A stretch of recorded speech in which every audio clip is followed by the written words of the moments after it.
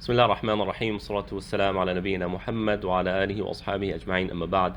Inshallah, today we're going to talk about a very, very important topic, a topic that is a very spoken about one here in our Western context and really in the world abroad as well, and that is the concept of happiness. And Abu Ismail rahimahullah ta'ala has a section in this book called As-Surur, the chapter of Surur, and Surur can be translated as joy. And in the Arabic language, there are really three words that there's an amount of overlap between them that revolve around this topic of happiness. And they are surur, farah, and sa'ada. As I mentioned, there's an amount of overlap between them, and they are intertwined. So if you're experiencing one, then it is likely that you'll experience the other two as well, or an amount of the other two. However, at the same time, there are certain differences. Surur, I'm loosely translating as joy.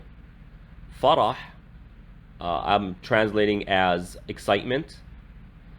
And sa'ada, I'll translate as happiness. Now, surur, joy, and farah, excitement, there's a lot of overlap between them, and we'll go through kind of what they mean in a moment here.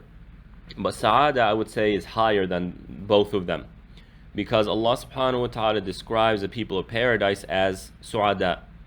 وَأَمَّا الَّذِينَ سُعِدُوا فَفِي الْجَنَّةِ. As for those who have reached sa'ada, have reached happiness, then they are the people of paradise.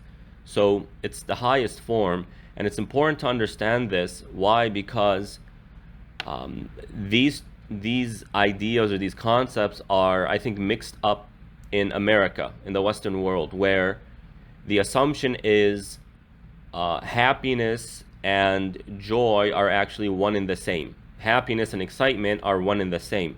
What I'm going to say here is that they're not. Happiness tends to be defined in America as excitement. And to give you a simple example, if first thing in the morning, your son, your grandchild comes down and they're still waking up, they're rubbing their eyes and whatnot, and you ask them the question, hey son, hey so-and-so, are you happy? Are you happy right now? They might look at you confused, right? You'll find the polite ones, a polite child or daughter, and say, yeah, I'm happy, thank you. But the question would seem a little bit strange. Why? Because happiness is understood here in the West as excitement. And so, nothing is going on right now that would make me excited. I kind of just woke up. My mind is barely with me. But if you're in Disneyland and you're holding their hand and you ask them, are you happy? They're going to say, yeah, I'm very happy. What they mean is, I'm excited. Now, why is it important to realize this? Is because when people pursue happiness in the West, if their definition of happiness is excitement and joy, then they think that the way to acquire happiness is by doing things that are exciting and enjoyable. And so, what is a happy person in the mind of a Western person? Someone who's doing this fun thing or doing that fun thing or going on this vacation and they have money to buy the things they want. That's happiness. But in reality, that's not happiness according to the Islamic definition. That's excitement. That's joy. It's not happiness. Rather, happiness is how I think Islam defines happiness, sa'ada, is contentment. Contentment. And contentment leads to tuma'nina and sakina, to tranquility and serenity. We went over these two stations. When a person is at peace, that is a person who has achieved an amount of happiness. When a person is okay with the way their life is, that is a person who has acquired an amount of happiness. And so, as the Prophet ﷺ says, ليس الغنى بكثرة العرض إنما الغنى غنى النفس. Ghina, wealth or self-sufficiency, is not by having a lot of possession, a lot of material, but rather self-sufficiency is the self-sufficiency of the self, when you are content.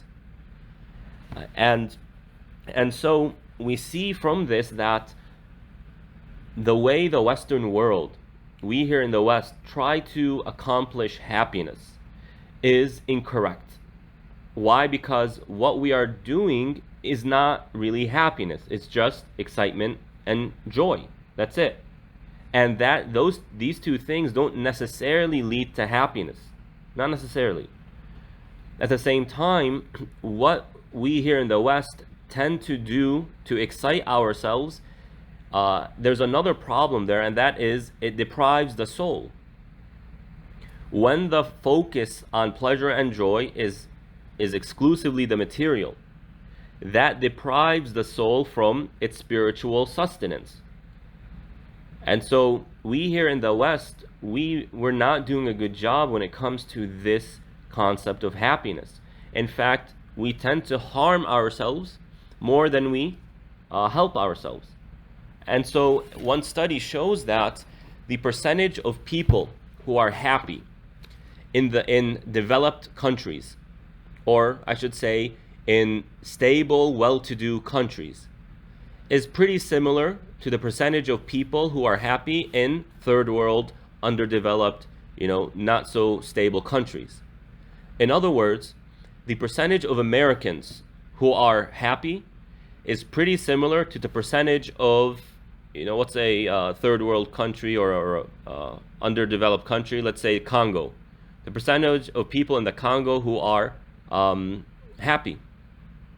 The percentage of Canadians who are happy is similar to the percentage of Bulgarians who are happy.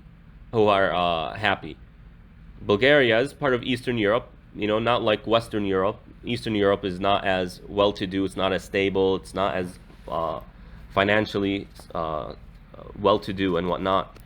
So the question is, well, what's going on? If happiness is the indulgence of joy, the indulgement of joy and excitement, then you would assume that the happiness levels of developed, wealthier countries is a lot higher than these underdeveloped, economically poor countries. Yet that's not what's being said. That's not what studies are showing, and therefore we must look to a different definition of what happiness really is. And I think the definition that I provided is really the most practical and meaningful definition in terms of our worldly life. Happiness is when a person is rida, contentment. That is real happiness. So the Prophet ﷺ says, ذَاقَ طَعْمَ الْإِيمَانِ مَنْ رَضِيَ بِاللَّهِ رَبًّا وَبِالْإِسْلَامِ دِينًا وَبِمُحَمَّدٍ نَبِيًّا وَرَسُولًا. A person will taste the sweetness of Iman when they are pleased with Allah, and they're pleased with Islam as their religion, and they're pleased with the Prophet ﷺ as their messenger and prophet. Also the Prophet ﷺ says, ثلاثة من وجدهن وجد حلاوة الإيمان. There are three things if you are able to reach, then you will taste the sweetness of Iman. The first is loving Allah and His Messenger more than anything else. And number two, loving others for the sake of Allah. Loving your fellow believer, your fellow Muslim for the sake of Allah. And number three, despising going back to our old ways, our less Islamic, our less spiritually committed lifestyles. We despise going back to that, like we despise being thrown into the hellfire. This is when we really taste the sweetness of our existence, the sweetness of being a human being, the sweetness of our life. It has nothing to do with indulgence. It has nothing to do with worldly possessions, but it has everything to do with everything to do with contentment. When we love Allah more than we love ourselves, then by default we will be content with Allah more than we are content with our own choices. When we are content with Islam and we discipline ourselves according to Islam, that's a different lifestyle than someone who's like, okay, I want to do this, I want to do that, I'm going to go do this, I'm going to go do that. And so as we kind of further the years the years that we've been here in the Western world increases, we really need to tackle this. We really need to change the mindset of what happiness really is, especially with our young ones. And as we go through this chapter, inshallah, we will see a lot of overlap between the problems that Abu Ismail and Ibn Qayyim rahmatullah alayhima point out and what we see here with the younger generations of Westerners. So Abu Ismail rahimahullah ta'ala says, Babu surur, قال الله تعالى قل بفضل الله وبرحمته فبذلك فليفرحوا هو خير مما يجمعون. Abu Ismail rahimahullah ta'ala says the chapter on joy, and he references the verse, say, by the bounty of Allah and His mercy, for that they should find happiness, or for that they should find excitement, or be excited. That is better than what they acquire. In other words, what this verse is telling us is the following. What you acquire means your worldly possessions. Your worldly possessions have less to offer you than Allah subhanahu wa ta'ala. And the scholars said, Fadlillah, the bounty of Allah, is referring to Islam, whereas the mercy of Allah is referring to the Quran. That provides us more happiness, more joy, or I should say that could provide us more happiness, more joy, more excitement than what we acquire.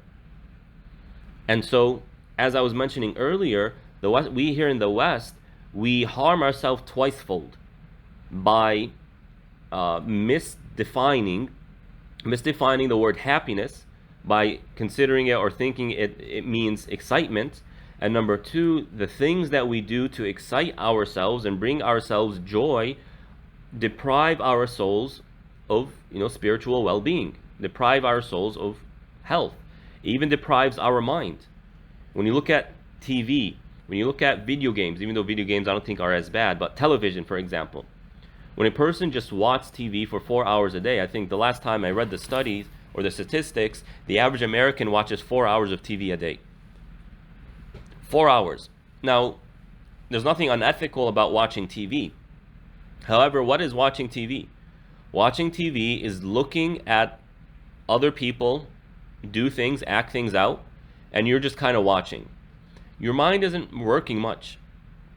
Your mind isn't thinking much. It's kind of just sitting there and letting others do the thinking for you, letting others do the work for you. You're just sitting there and you're entertaining yourself. So a lot of forms of entertainment in the West, it's not psychologically healthy. Dating is another thing, another huge problem.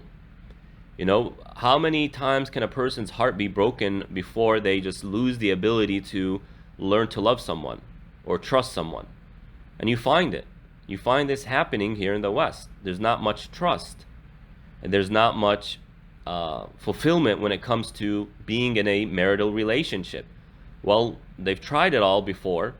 They've been with other people before. I mean, there's nothing unique about being with the person anymore, being with your spouse. There's nothing interesting about it.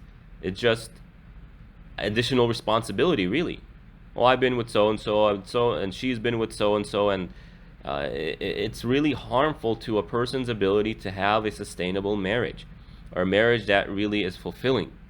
And this is what I tell the youth when they ask, what's wrong with dating? I just want to express my love, feel loved, etc.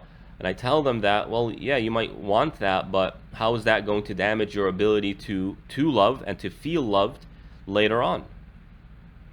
And this is a different topic, so I won't get much into it.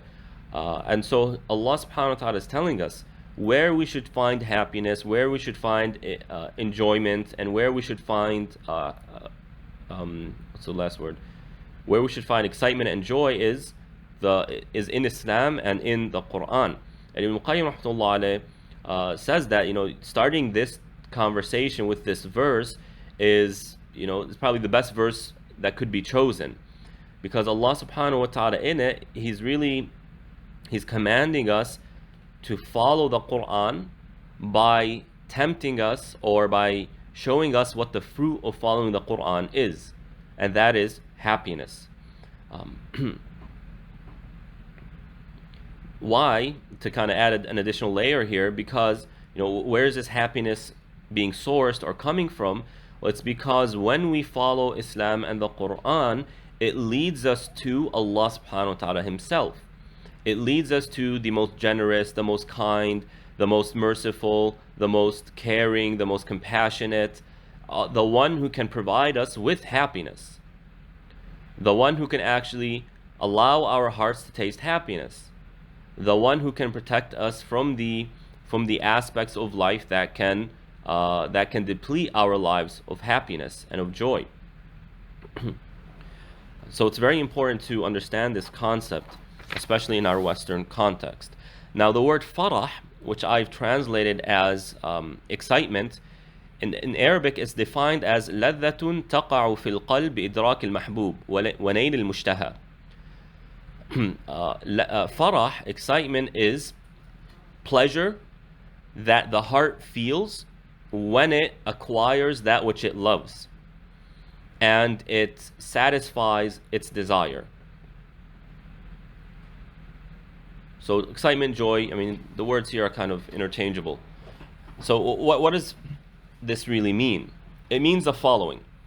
If you are hungry, imagine you're hungry. Automatically, when a person is hungry, I'm talking about really hungry, they start thinking about food. When is food going to be ready? When am I going to eat? What am I going to eat? They want it. It becomes a powerful desire for the moment, and their heart becomes attached to food. Why? Because, that's what the body is asking for. That's what the body wants, to do at the moment. And so when the food is presented, or when the person actually eats, what do they feel? They feel farah. They feel excitement. Why? Because now they have acquired what their heart is attached to at the moment and what the heart desires at the moment. But as soon as the person finishes their food, what happens to that farah? What happens to that excitement? It's gone. It's done. And so surur and farah are temporary. They're temporary. Whereas sa'ada is something that is more consistent. Happiness is meant to be something that you're mostly feeling, or you feel most of the time. And this is why I find motivational speeches very unmeaningful. There's really not much purpose behind motivational speeches. Or at least I don't find much purpose in it. Why? Because what it does is it brings you joy and excitement. It doesn't bring you happiness. Yeah, you feel good for a day, if even that. But as soon as the effects of that speech go away, your ears are no longer hearing that speech, your mind has forgotten much of the content, what happens to that excitement and that joy? It goes away. And so these motivational speeches, they don't do much for actually solving the problem of depression. They don't do much for solving major, major psychological or emotional problems. They don't, because they're temporary. Now, what Ibn Qayyim rahmatullah alayh is really focusing on here in this definition is that what brings us joy and excitement is what our hearts are attached to and what we desire. And that when we have possession of that thing, it brings us that joy and that excitement. But as soon as we lose it, what happens? We feel the opposite of excitement and joy, and that is sorrow and regret or grief. And this points to another major problem in terms of the way we here in the West try to acquire happiness. If happiness is acquired, if we attempt to acquire happiness through the material, one of the quality that is shared by everything material is that it's temporary. It's temporary. No matter what it is, it's temporary. Money is temporary. Food is temporary.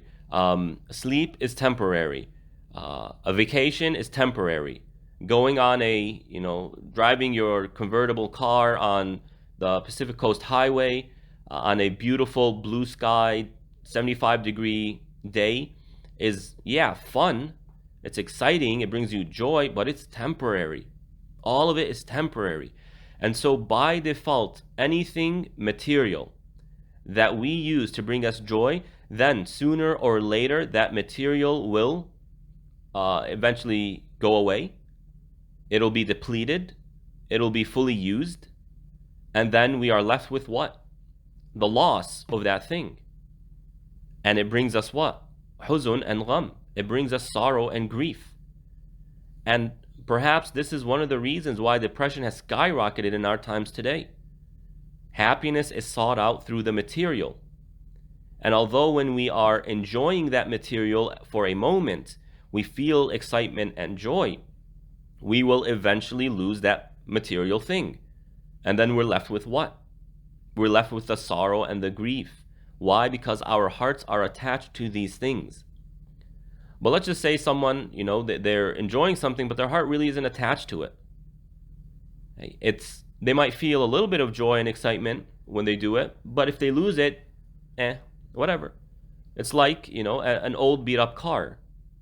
Your heart really isn't attached to it. And so when you lose it, or when you sell it, it's like, oh my God, I'm glad I got rid of this. The heart isn't attached to it. But if the heart is attached to that car, as soon as a small piece of dirt falls on it, oh my God, something happened, this and that, I gotta clean it. They can't go to sleep until they clean it. And so this is the problem of being attached to the material. It doesn't provide us with real happiness. And all material depletes. And we will eventually be left with the residue of that depletion, and that is sorrow and grief.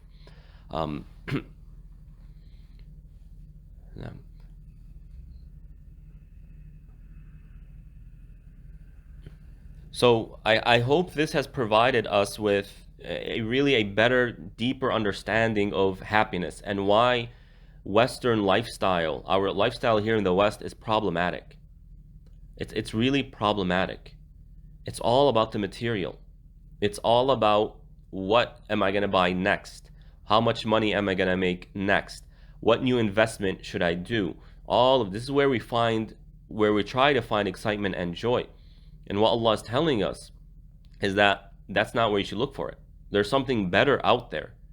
And that is reaching Allah subhanahu wa ta'ala.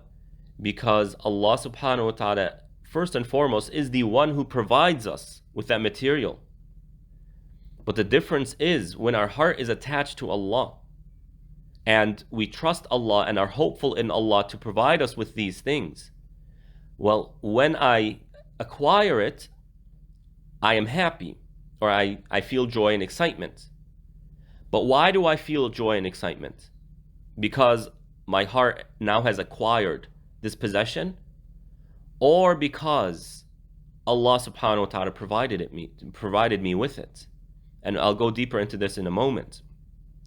The idea is, when the heart is attached to Allah, no matter what we get or what we don't get, Allah Himself is permanent. He doesn't go away. He's not finite and thus depletes. Rather, He is permanent, subhanahu wa ta'ala. He is infinite and thus permanent.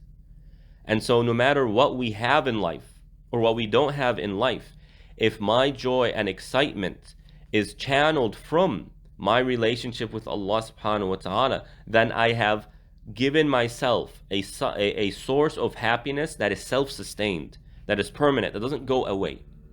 Not in this life, and of course not in the afterlife. And so this is what a believer needs to pursue, as the verse is saying. That is better than what you acquire. That is more stable than what we pursue and what we acquire. And so Ibn Qayyim rahmatullah alayhi says that there is nothing more worthy of being excited for than the bounties of Allah and His mercy that Allah subhanahu wa ta'ala promises. And He also promises things above that to heal what's in the heart. وَشِفَاءٌ لِمَا فِي الصُّدُورِ. Now the verse that precedes the verse that we've been talking about is يَا أَيُّهَا النَّاسِ قَدْ جَاءَتْكُمْ مَوْعِظَةٌ مِّن رَبِّكُمْ وَشِفَاءٌ لِمَا فِي الصُّدُورِ وَهُدًى وَرَحْمَةٌ لِلْمُؤْمِنِينَ. O mankind, a admonition has come to you from your Lord, and medicine or a cure for what's in the heart, as well as guidance and mercy for the believers. So when we see guidance and Islam as providing us with all of these things, what is it providing us on top of what we've been talking about thus far? Well, if and when we feel grief or sorrow, well, Allah subhanahu wa ta'ala is saying that the Quran provides us shifa. It provides us healing from that. So by pursuing Allah subhanahu wa ta'ala, we are pursuing a path that promises happiness, promises joy and excitement, but at the same time promises a cure for when we feel those negative emotions, when we go through problems, among other things. And so what is really worth pursuing? What is more worth pursuing? The material or the bounties of Allah and His mercy subhanahu wa ta'ala. Now, to kind of reframe all of what we've been saying thus far, farah and surur, excitement and joy, are really the highest pleasures of the heart. They're the highest pleasures of the heart. And as some researchers have said, this is the universal goal of humanity. Every generation and every people and every individual searches for this. They want this. Why? Because it is the highest form of pleasure. Even Ibn Hazm, rahmatullah alayh, he talks about this very brilliantly. He says all of humanity agrees upon this goal. They all want happiness. But they have differed in a massive amount of ways in terms of how we actually acquire it. Some people pursue wealth, thinking that wealth is what acquires or what helps them reach happiness. Some people in marriage, some people in children, some people in agriculture, some people in knowledge, some people in this and that.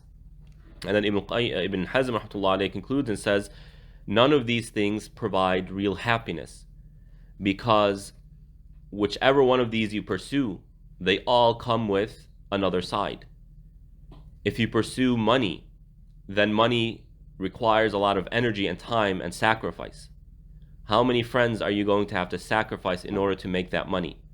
How many times are you going to reject your family and be away from your family in order to pursue that money? You know, it comes at a cost. Same thing with family. It comes at a cost. Same thing with pleasures. That comes at a cost.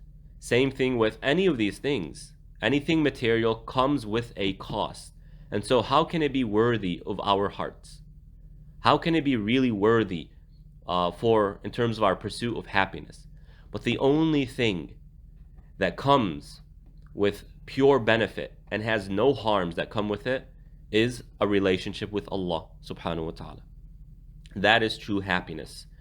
So farah and surur are the highest forms of pleasure for the heart, and their opposite, and that is worry and sorrow. These are the highest forms of punishment, or not punishment, highest forms of pain for the heart. And so it's a huge issue.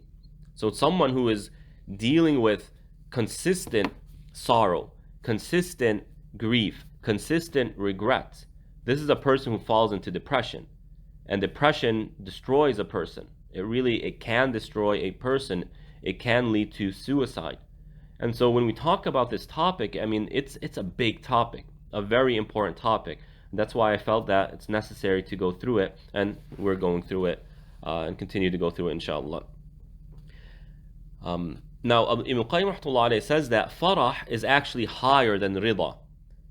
Farah is higher than contentment or pleasure. Why? Because rida is when the heart feels content, whereas farah is when the heart feels contentment as well as pleasure and joy for what they're content with. So every excited person or every happy person is content, but not every content person is happy. And this is a huge point. So as I was mentioning here for farah, I'm going to use the word happiness. And again, I mentioned that these words are often used interchangeably. What Ibn Qayyim rahmatullah alayhi is saying here is to reiterate, happiness must have contentment. A person can only be happy if they're content. But happiness is contentment plus enjoying and actually feeling joy for what we're content for. Let me give you an example. We Muslims, when we talk to each other, sometimes we're going through a difficulty, and the Muslim says, Alhamdulillah, I'm content. But they're going through pain. If it was their way, they would change it. They want to get out of it. That doesn't negate the fact that they're content. They're content with the qadr of Allah subhanahu wa ta'ala. They're content with the choice of Allah subhanahu wa ta'ala. And so, there's an amount of virtue there, an amount of reward from Allah subhanahu wa ta'ala for feeling that. But a higher level is when the person says, I am content with what Allah has chosen me and I am happy with Allah subhanahu wa ta'ala's choice. I'm actually excited that Allah has chosen this for me. That's a whole different level. And how does a person reach that? Well, after a long time of being trained by Allah subhanahu wa ta'ala, going through tests, learning to trust Allah subhanahu wa ta'ala, the idea is when a person sees their current circumstance, their situation, as Allah's choice, if they have a strong love for Allah and a strong trust for Allah, they are happy with Allah's decision. Why? Because it came from Allah. And so the scholars would say, it brings me more happiness, more joy, when I make a dua and it's not answered, than when I make a dua and it is answered. Why? How so? Well, because when I make a dua and it's answered, essentially, I made the choice for myself. But when I make a dua and it's not answered, Allah made the choice for me. And I am happier with Allah's choices than my choice. These are two different levels, two very different perspectives, two different ways of viewing our situation. And this is real happiness. This is where we want to be. When we learn to be content with what we have, as well as what we have brings us that joy and that excitement, brings happiness to our heart. But how does it come? It's not coming from what the material can provide, but rather it comes from our trust in Allah, our love for Allah subhanahu wa ta'ala.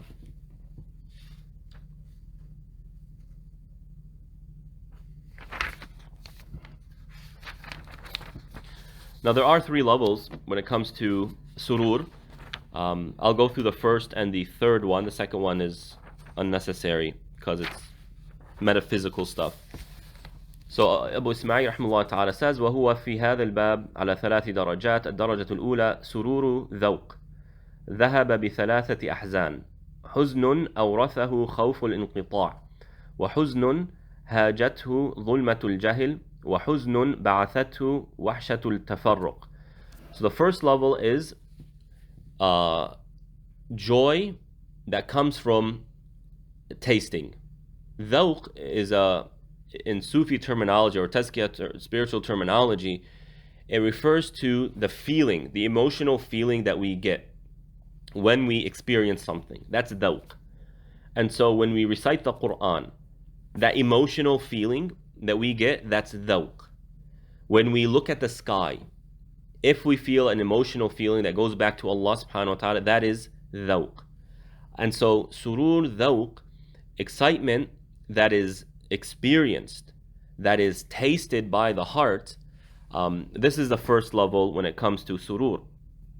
And essentially what this means is, this is opposite of sorrow and grief.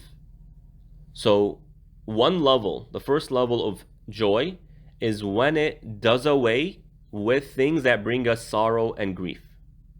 That is the first level of joy. Because think about it. How can we experience joy? How can we be happy if we have things that are bringing us sorrow? So this surur at the first level does away with three types of sorrows. First one is the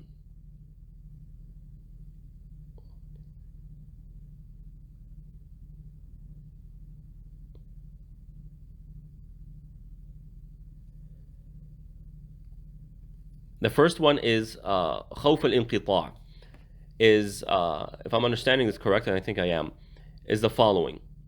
We as human beings, we fear, or we feel sorrow and grief just thinking about the possibility of losing what we have. I'm talking about the material here.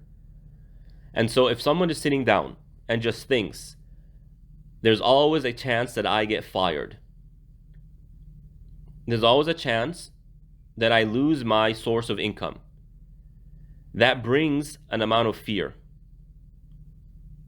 That brings fear, and that brings sorrow and grief. Right? So what surur does, in terms of when we pursue it in accordance to the Islamic definition, what it does is it prevents this from happening. This fear and this sorrow of what? Al-inqita', of being cut off. Why? Because when our joy and happiness is attached to Allah subhanahu wa ta'ala, we can never be cut off from Allah subhanahu wa ta'ala. It's impossible. Nothing can come between us and Allah. Nothing can come and prevent us from Allah subhanahu wa ta'ala. Nothing can come and bar us from Allah subhanahu wa ta'ala. And so if my happiness and my joy and my pursuit of happiness is ascribed to Allah subhanahu wa ta'ala, then that can never be cut off. But anything besides Allah that is pursued can be cut off, whether by one's own self, one's own decisions, or because of other people.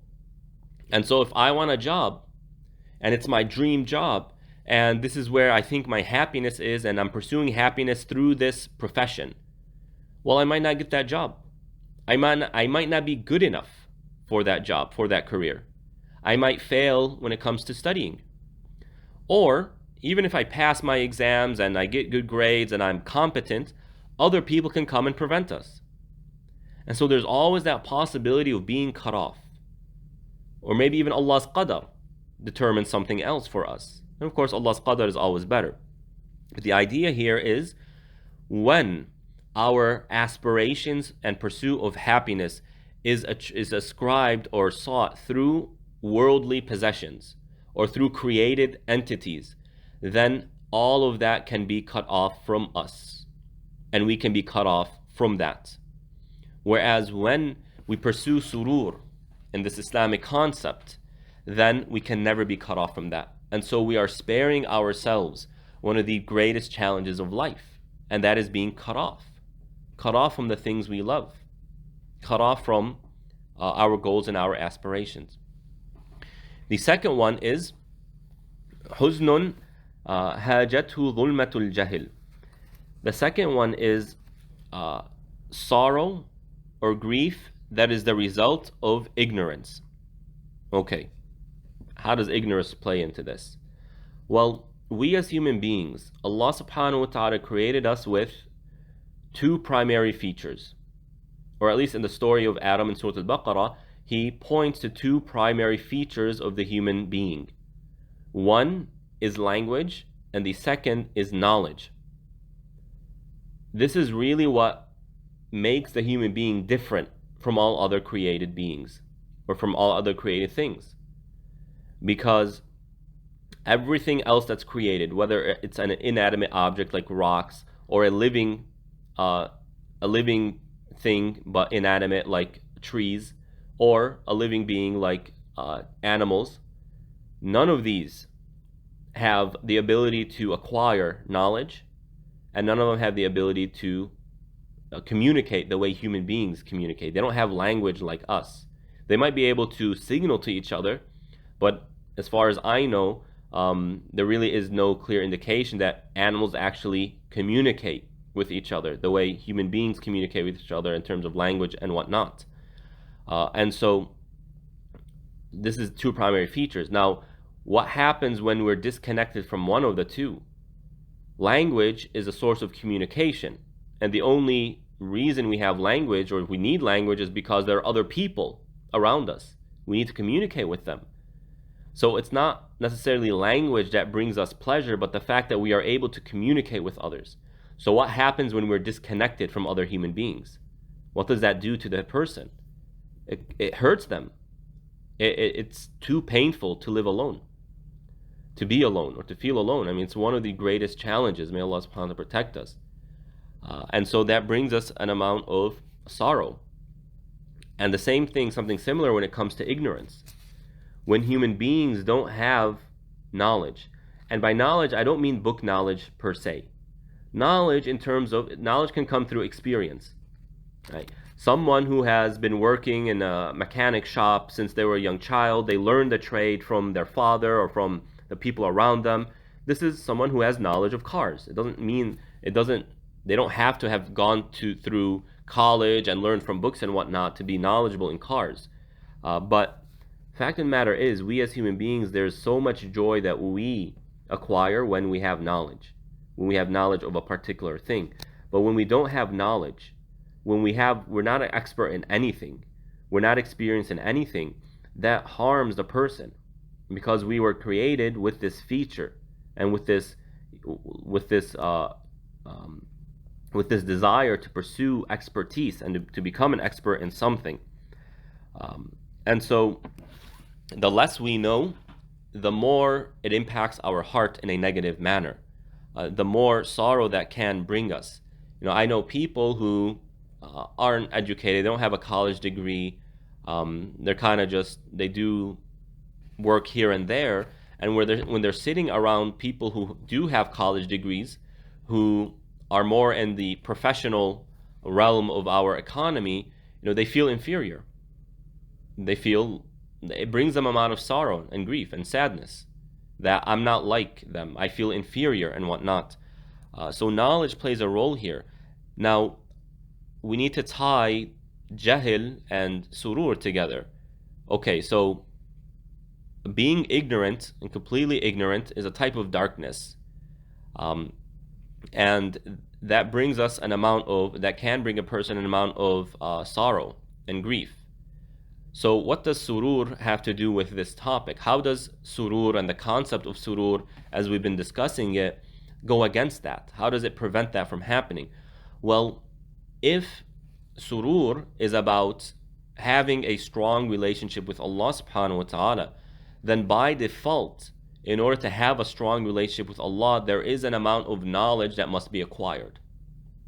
Whether that's knowledge of tafsir, knowledge of fiqh, knowledge of hadith, knowledge of seerah, or knowledge in terms of how the natural world represents Allah's names and attributes. That's a type of knowledge. And so it's not only book knowledge, it's also experiential knowledge. And so when we pursue Allah subhanahu wa ta'ala, it by default provides us with an amount of insight, wisdom, and knowledge that restricts or prevents entirely the grief or sorrow that is the result of ignorance. Does that make sense? Also, when we pursue Allah subhanahu wa ta'ala, that pursuit answers some very, very important and fundamental questions, such as, why do I exist? Such as, why am I here in this world? Such as, why is there so much evil in this world? Such as, what's going to happen to me after I die? These are huge questions that if they're not answered, it really deprives a person from living a full life, living a fulfilling life. And all of that goes back to ignorance, as you can see. And then the third type of sorrow that surur prevents is حزن بعثته وحشة التفرق. Tafarruq is a term we gone over way back when, but it simply means when a person is divided. Their heart is divided between different things. And the more a person feels split, the more stress that brings to a person. I cannot deal with all of these things at once. I simply cannot. And the more our hearts are divided in terms of what it's attached to, what it's trying to do, the more it drains the person's energy. And someone who's drained, it's very difficult for them to really enjoy anything. I think, as parents, we all know this. We all know how this feels. When we're spread out too thin, a person cannot function properly. They really can't. They're constantly frustrated. They have hotter tempers, right? Shorter tempers. Even when they do something, they can't do it with their full concentration. They can't do it with their full potential and skills because, well, I got to do this really quickly and get to the next thing, or else I'm just going to fall behind, and whatnot. And so that hurts the heart, and that brings an amount of grief and sorrow. If only I had more help. If only I had more money so I can just hire someone to do this. If only this, if only that. That becomes the mentality, and that's not a healthy mentality. Surur, on the other hand, I think we can quickly see how that prevents it. Surur is about the pursuit of Allah. And the pursuit of Allah does what? What does Tawheed literally mean? Tawheed comes from the word wahada, which means to make multiple things into one. To make multiple things into one. That is what Tawheed is. And so when we practice Tawheed, the practical side of Tawheed is about taking our lives that have multiple facets, like my physical needs, my spiritual needs, my mental needs, my family, my kids, my job, my this, my that, all of our responsibilities, and essentially channels all of them into one direction, that is pleasing Allah subhanahu wa ta'ala. That is what Tawheed literally is. Also our emotions, whether it's huzn, or sorrow, or regret, or fear, or anger, or happiness, or excitement, or gratitude, or aspirations, whatever our emotion might be, we need to learn how to take all of that and channel it into one direction, so that regardless of what emotion I'm feeling, I already have a direction I want to send it. And so whether I'm feeling positive emotions or negative emotions, I have a way of dealing with that all goes back to the same vision. One of the things that, when we really are attached to something, one of the things that frustrates us the most is when other things come and take our time, occupy our time, instead of being able to do what we love. Personally, I enjoy reading, and sometimes, responsibilities go up and I don't find as much time to read. And that frustrates me. It's like, okay, these things are taking me away from my reading, my learning. But that's not the right way of thinking of it. Rather, Allah's qada and qadar has decreed certain things that have made me, have taken me away from my studies. But if I'm studying, right, I'm reading and learning about Islam and studying for good deeds, then being occupied with these other things doesn't necessarily prevent me from those good deeds. What I need to do is, okay, I need to make the intention that as I do these things, I'm doing it in a way that brings me good deeds. And when that's the case, whether I'm reading or whether I'm running an errand, if they're both bringing me good deeds, then alhamdulillah, I'm happy. But if I'm not thinking that way, and I just want to read, and this is my joy, my pleasure, and I don't want to do anything else, as soon as these other things come about, it frustrates me. No, I don't want to, man, why am I doing this? And I do it, the person does it sloppily and frustrated, etc. And you can see how that can drain a person, how that can take away from real happiness in this life. So by ascribing our joy and happiness and excitement to Allah and seeing Allah as our source of these things, then it prevents these various forms of sorrow that really prevent a person from experiencing happiness. Is that clear so far? Yes, it is. Alhamdulillah. Yes. Great.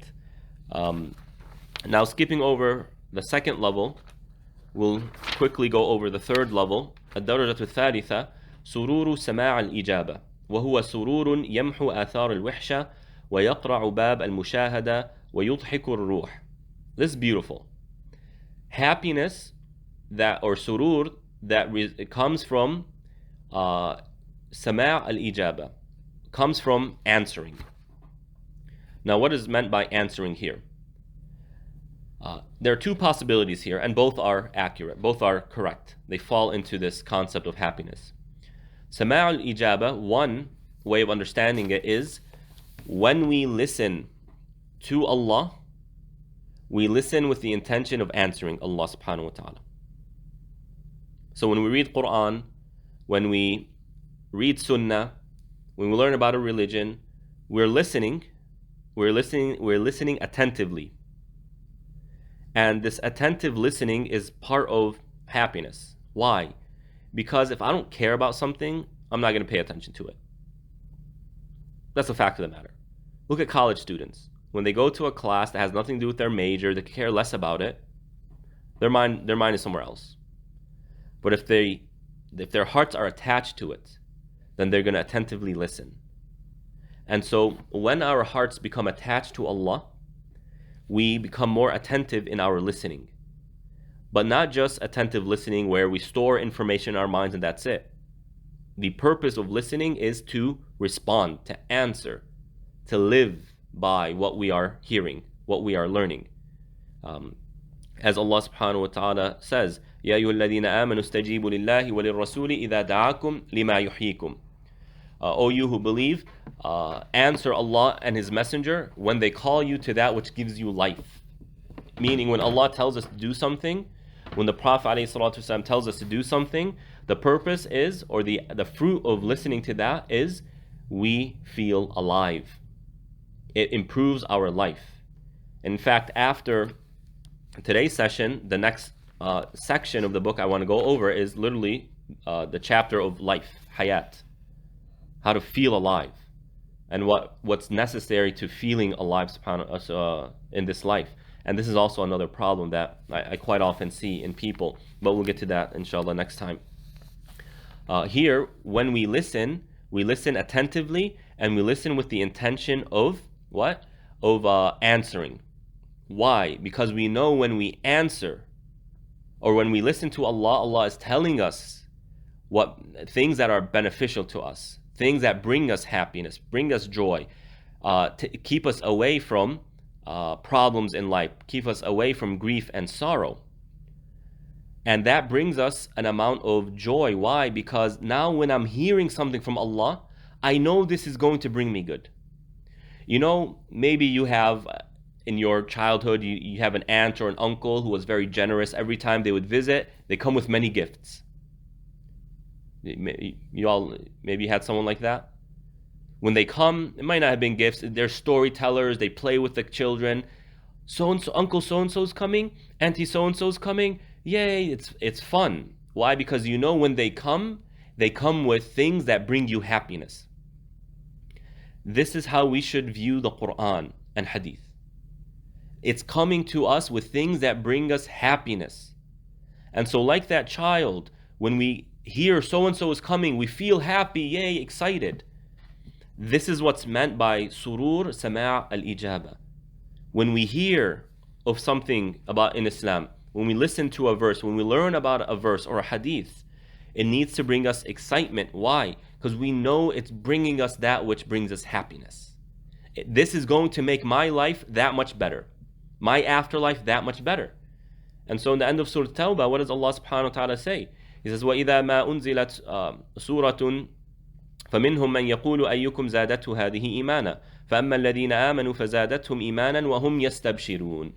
Allah subhanahu wa ta'ala says, when a chapter in the Quran is revealed, when verses in the Quran are revealed, people start saying, have you heard of the new verse? Have you heard of these things? Did the new verses increase your iman? And then Allah says, as for the believers, these verses increase their iman, and they are giving glad tidings. Yastabshirun. They're giving glad tidings to each other. Why? A new verse came? Yes, that means more opportunity for good deeds, more opportunity for a better life, more opportunity for happiness. And so they would be excited when they hear the Quran. And this is precisely one of the meanings of the verse we began with. قُلْ بِفَضْلِ اللَّهِ وَبِرَحْمَتِهِ فَبِذَلِكَ فَلْيَفْرَحُوا. Say, by the bounty of Allah and His mercy, Islam and the Quran, be happy for that. Find joy and excitement for that. Why? Because the more we know about this and the more we live by it, Because notice, he's saying sama' ijaba. He's saying listening and answering. Some people listen, they store the information in the mind, but they don't live by it. These people don't get the fruits of what Abu Ismail rahimahullah ta'ala is talking about here. Right? And so this is very important to have this type of relationship with your religion.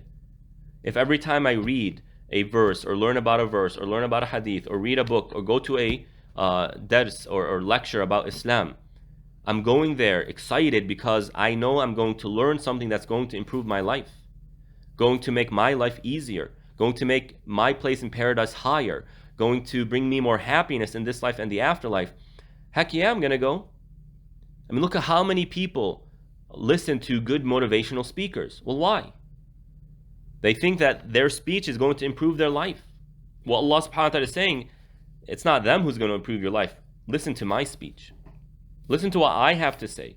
That's going to improve your life if you actually answer it. So that's one way of understanding this. And that is joy, excitement, that results from actively applying what we hear from Allah subhanahu wa ta'ala. The other possibility is the joy and excitement we feel when Allah answers us. We make a dua and Allah subhanahu wa ta'ala answers it. And we've spoken about this before.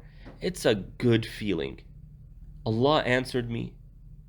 And, maybe you feel the same way. But when I see Allah has answered my dua, I find myself saying, what other dua do I want to make? I want to ask Allah this, and that. Why? It's like, okay, well, Allah answered me. I'm going to spoil myself because Allah is answering me. He's actually listening to me. He's actually giving me. He's actually providing me. There's a purpose behind why I raise my hand and say, oh Allah, X, Y, and Z. And so this brings us such good happiness, such a pleasure, because it connects us to Allah. And again, we've spoken about this a lot before. One of the reasons why atheism is on the rise is because people feel disconnected from a higher being. And then they ask the question, is he even there? And the way Allah subhanahu wa ta'ala tells us to prevent that from happening is through dua. If you want to feel the nearness of Allah, then make dua and make it often. It doesn't have to be about something dire and urgent. About anything. Literally anything. If you have millions of dollars, you don't need a cent more. So what? Say, oh Allah, give me more. Why not? Okay. So long, of course, it's good for us. It's better for us. It's not going to corrupt us, spiritually speaking. So part of acquiring happiness is through dua. Because when Allah answers our dua, Allah subhanahu wa ta'ala, we feel that happiness. And then he says in this third level, وَهُوَ سُرُورٌ يَمْحُ آثَارَ الْوِحْشَةِ. It is a happiness that erases the residue of loneliness. Why? Because when we either listen to Allah or we make dua and we see Allah is listening to us, we feel that someone is in our life. We feel a nearness. We feel that there's something here for me. I'm not really alone. And now, I'm not saying that, okay, just become an ascetic and isolate yourself from society. That's the goal here. No, that's not the goal. But sometimes people feel this loneliness, and it's a very difficult struggle. And one of the ways to erase that struggle is through what we've been talking about in this third level. وَيَقْرَعُ بَابَ الْمُشَاهَدَةِ. And one of the benefits here is that it opens the doors of mushahada, of observing Allah subhanahu wa ta'ala. Because regardless of how you want to understand sama' al-ijaba, whether it's me listening to Allah or Allah listening to me, both of these things is connecting us to Allah subhanahu wa ta'ala. And the more we're connected to Allah, the more we think about Him. The more we think about Him, the more we ask questions about who He is. Like, how does the sky represent Allah? How does the stars manifest Allah's names and attributes? This is mushahada. وَيُضْحِكْ الرُّوحِ. And it helps the soul laugh. It helps the soul smile, metaphorically speaking. Why is that? Well, because when Allah answers us and we answer Allah, it brings us that happiness, but it also brings us a lot of optimism. When I am listening to what Allah has to say, I have a type of goal. I have a vision. There's something I want to accomplish here. And the human being needs goals. We need goals. If we don't have a hobby, if we don't have a goal, if we don't have a vision, it kills us. Right? It kills us. We as human beings, we are created, we're wired in a way that we always want more. But if we're not living like that, of course in the halal way, if we're not living like that, it can be harmful to a person's well-being. And so when we listen to Allah and live by that, or Allah listens to us, we always have this goal. We always have a vision. There's always what's next. What is something else I can do? What other things can be done? And this is something that brings so much optimism to the heart. And thus the soul laughs. It feels that happiness. It experiences that. It tastes real happiness. Now, who from among these motivational speakers can really provide us a method, a route, a way towards happiness like what Abu Ismail and Ibn Qayyim rahmatullah alayhima have provided us? Wallahu ta'ala alam. Although the topic is a lot bigger than what we've gone over, I hope it has provided us with something, a few things that we can do, and a better mindset when it comes to what happiness really is and what can be done and what should be done in order to acquire it. Wallahu ta'ala alam. Sallallahu ala nabiyyina Muhammad wa ala alihi wa ashabihi ajma'in.